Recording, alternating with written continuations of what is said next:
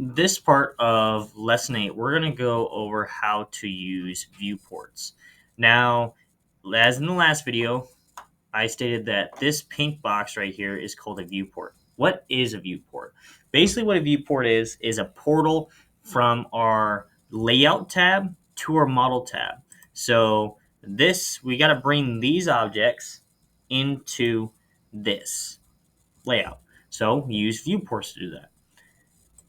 What I'm going to do to demonstrate this, I'm going to delete that viewport, and in order to get to a viewport, we're going to type in viewports. You have to type out the whole thing, otherwise it really doesn't work. So type out the whole thing, viewports, and our viewports dialog box will populate on our screen. You have all kinds of options here. You can go through and click them and explore a little bit, but typically what we're going to do is we're going to click on single. That's typically the easiest way to do things.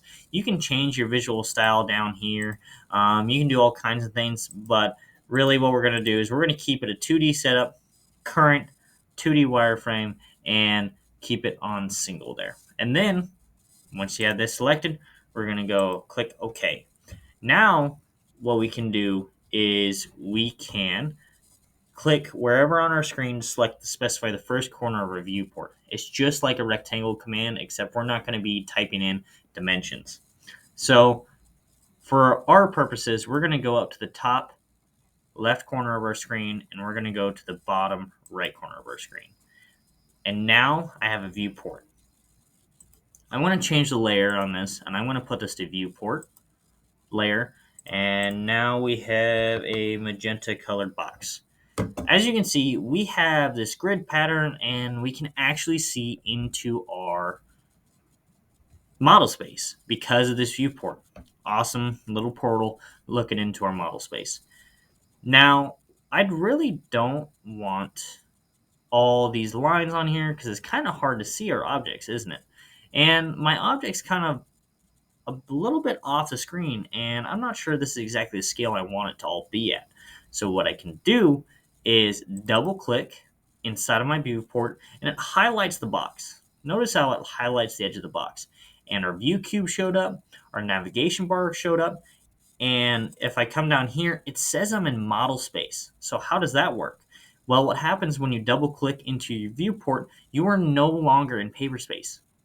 I can't edit anything outside of my viewport while I'm double clicked into my viewport because I'm now in model space. So how do I get out of model space, out of my viewport?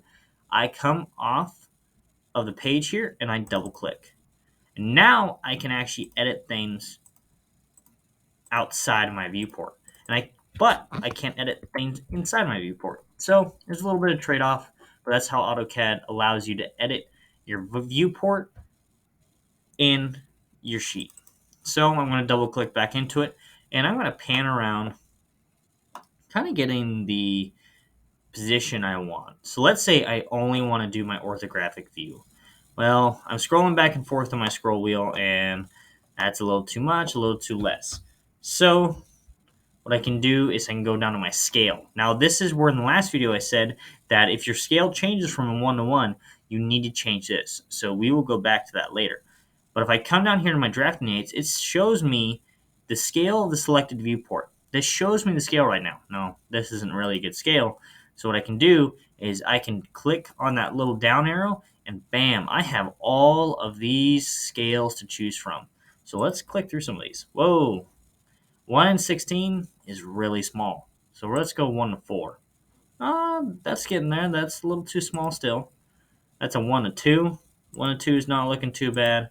And a 1 to 1. Oh, 1 to 1 is way too close in. So we're going to go to a 1 to 2 ratio. Yeah, I like how that looks. So I want to move it over to this corner. Cool. I like that.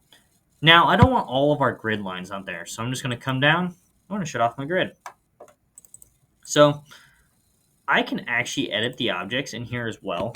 So if you want to edit your objects in here, go ahead. I usually suggest editing those in model space. But if you want to, go ahead. So I have my object where I want it. It's positioned where I want it. So I want to double click out, and there we go. Now I can look at this and really see my objects. But let's say I want that 3D object in there to help out. So I'm going to add in another viewport. And I'm going to do single, click OK. And I'm going to put that 3D object up in this corner. So now I have another viewport. I'm going to actually change this to my viewports layer. I'm going to double click in this viewport and I'm going to zoom in on this object. Let's go to our scales. Let's play around with this. 110. Nah, too much. 1 to 2. I like that 1 to 2. That's looking really good.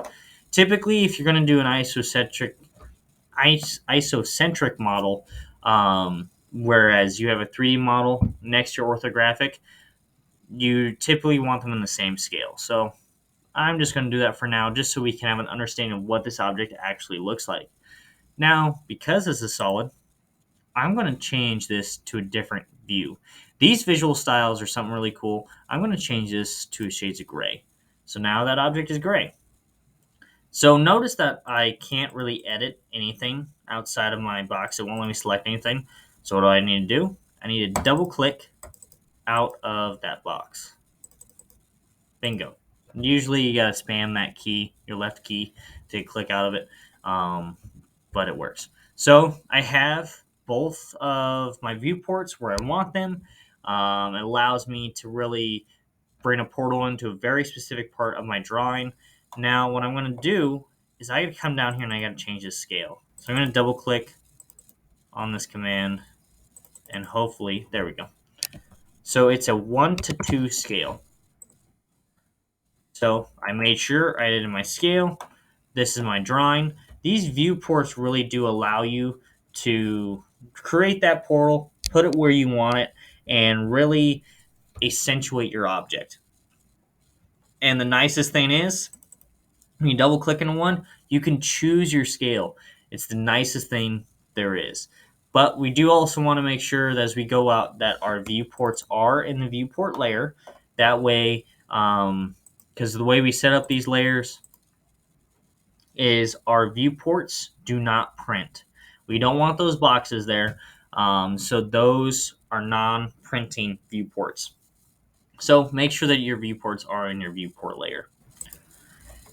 And that's really it on viewports. You can mess around with them. They're really cool. You can play around with these visual styles.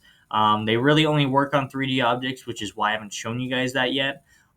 So as you go through, you can really mess around with these viewports. The biggest part is making sure your scale actually matches the scale of the drawing, and that we can easily see your drawing as well as your dimensions. I had a bunch of dimensions on here, and I can't see my dimensions because of my scale. That means I need to change my scale or I need to change my dimension size. So there's a lot of thought process that goes around with setting up these layouts. Cool. Thank you, guys.